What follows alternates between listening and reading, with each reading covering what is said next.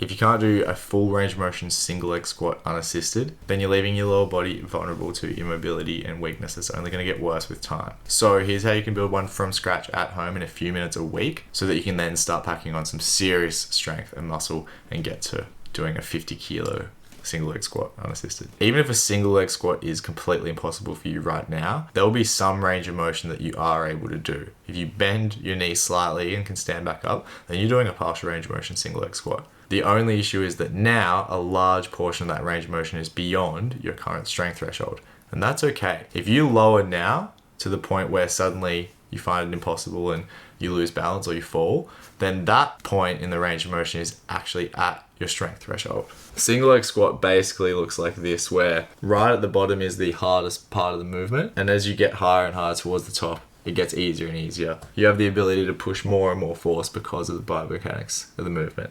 You're just in a more advantaged position towards the top. But you think about the force requirement of the squat, it doesn't change throughout the movement. It's just however heavy you are, however much weight you've got loaded on you, it's a straight line. And so if you're currently squatting down a little bit and you're finding at this point, oh crap, I'm failing, I'm falling, I'm losing balance, then this is your strength curve, and that's the point where suddenly your maximum strength is below what's required of the movement.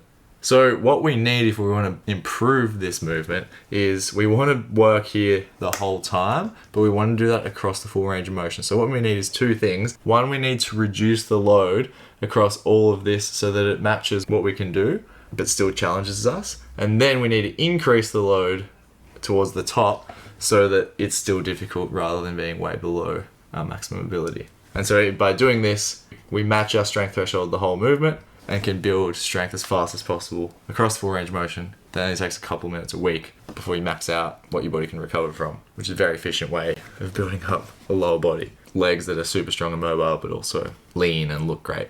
And so the way we do this is really simple. We can just support ourselves with a hand either side of us on solid platforms, and we can use our other foot as well. The thing we've got to do to make sure that the top part of that range of motion is actually worked is actually add weight. And so even if you feel like the bottom is way too hard for you, it's going to be, that's the point.